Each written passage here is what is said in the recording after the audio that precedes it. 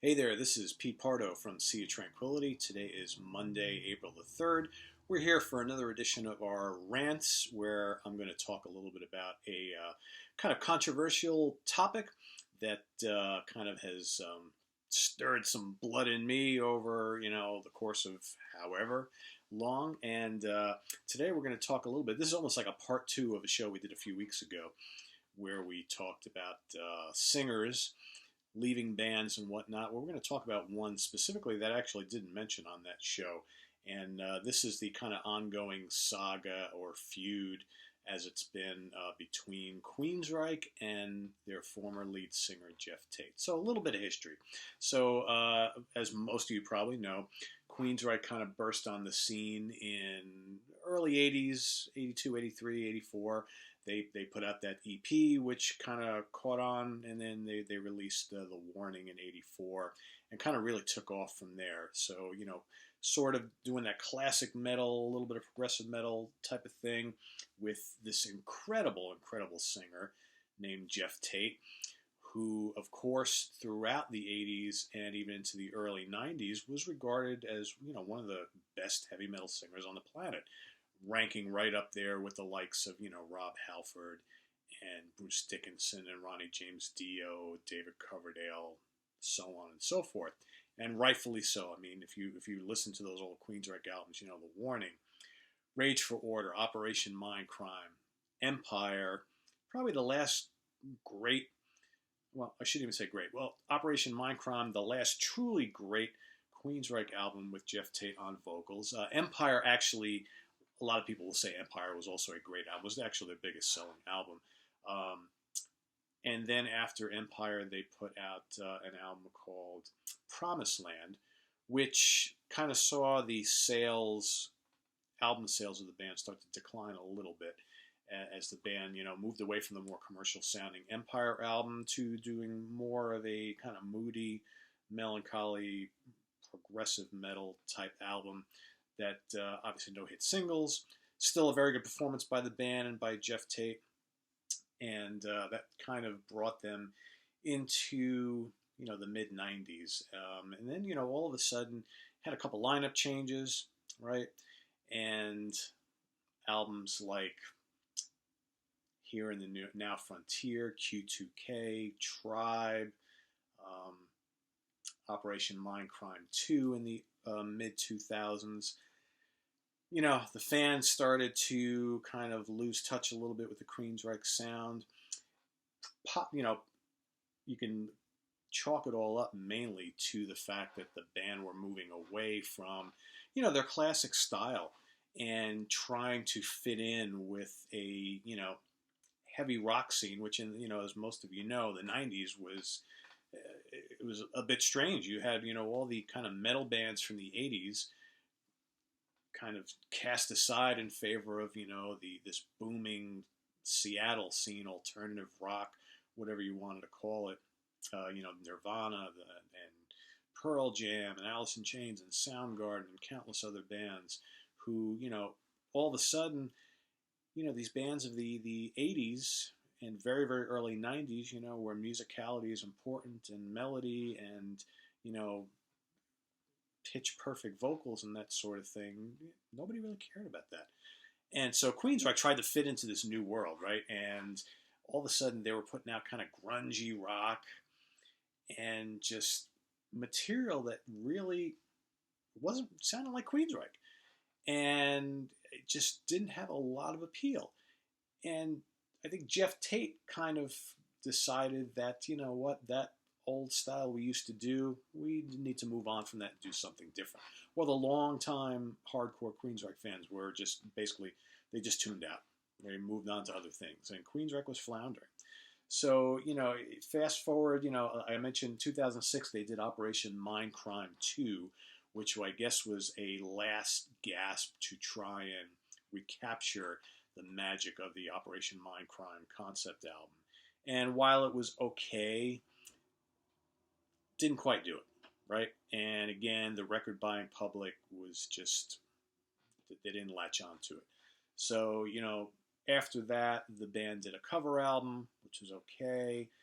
Then in 2009, they did this album called American Soldier, which, from what I understand, was mainly Geoff's idea to do. It was another concept album, kind of war themed.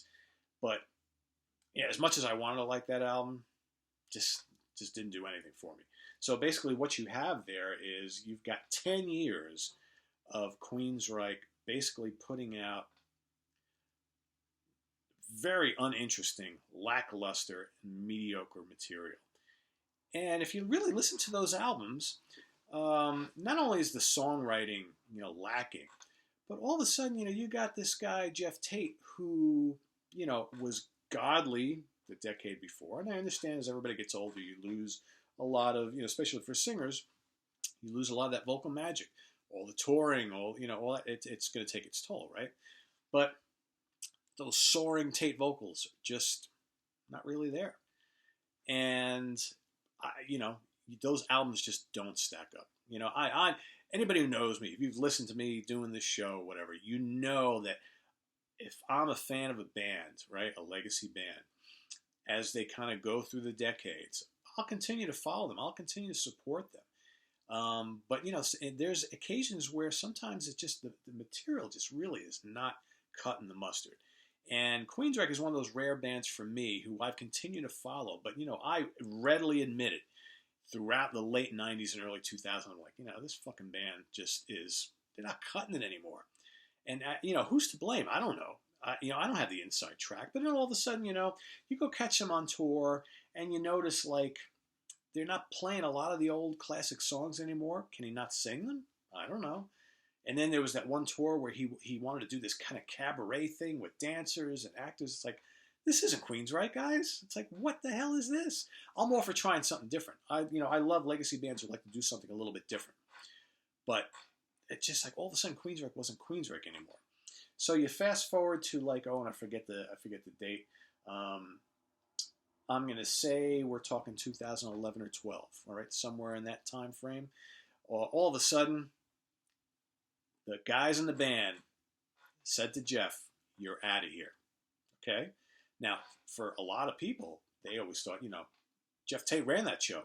You can't kick Geoff Tate out of Queensryche. I mean, what the hell is this, right? But lo and behold, he's out of the band. And they decided to go get a new singer. Torre, okay, from Crimson Glory.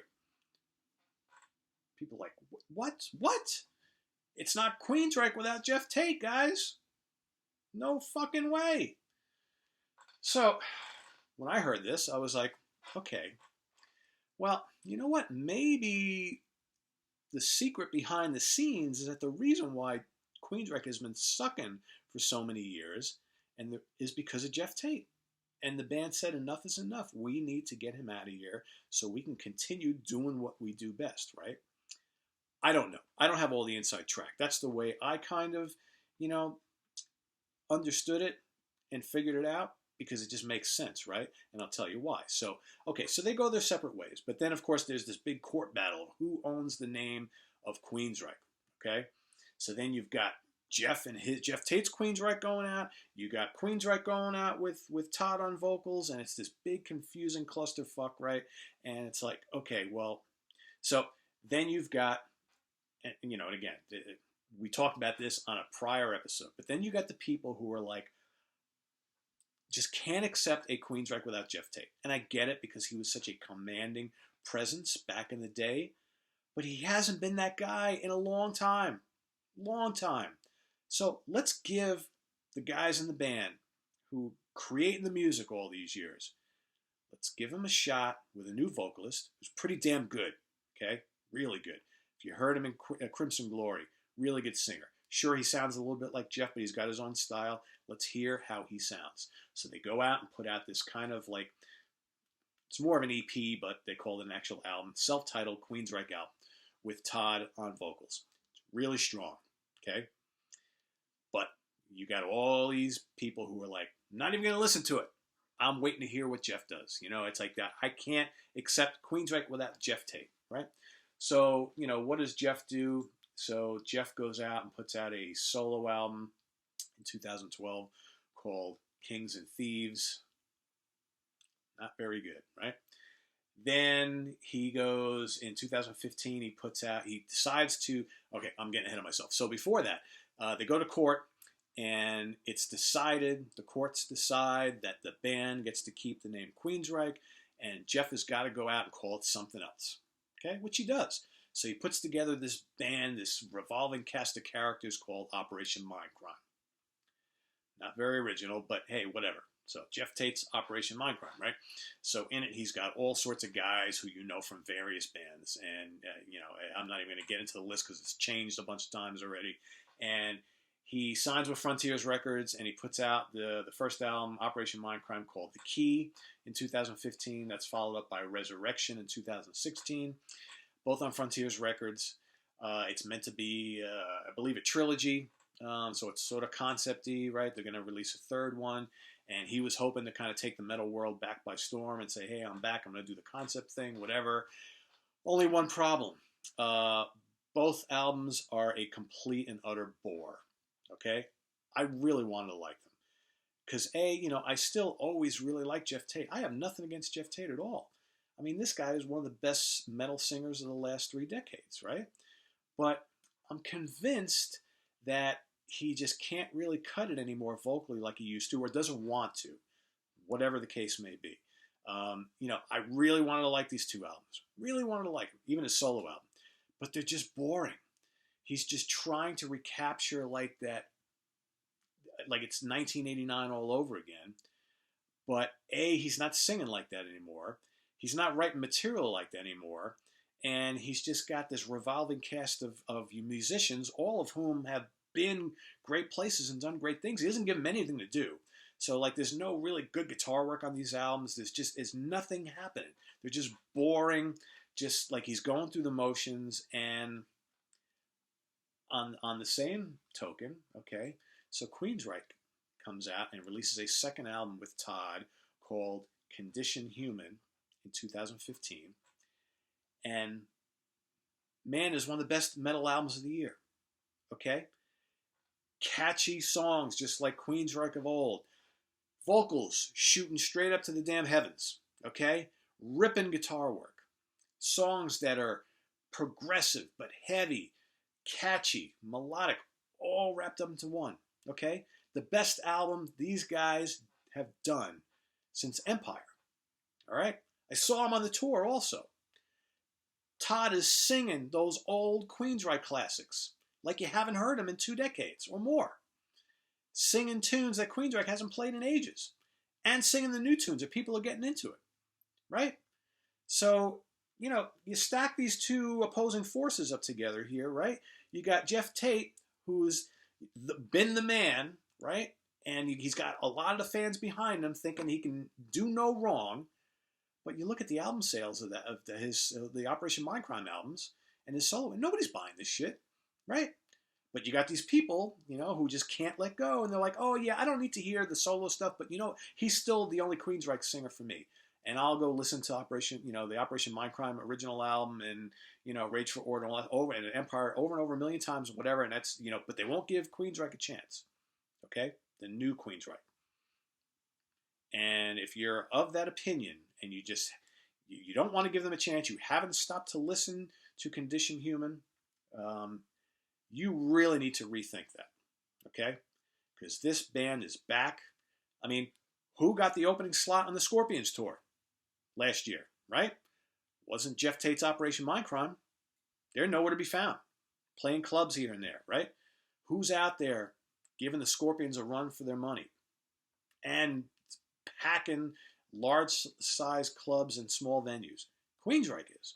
There's a reason for it. Because they're playing all the classic tunes, they're sounding great, their new singer is amazing, and their new material is strong. And eventually it's gonna stack up right alongside those classic Queensryche albums. Just my opinion, of course. We'll see what transpires going forward. But I don't know about you. I am waiting for the next Queensryche album. Not waiting for the next Geoff Tate's Operation Mindcrime album. In fact, I know I'm going to have to review it and listen to it and digest it. But based on the first 2 turkeys he released, it's like, and again, I hate to say it because I always liked the guy.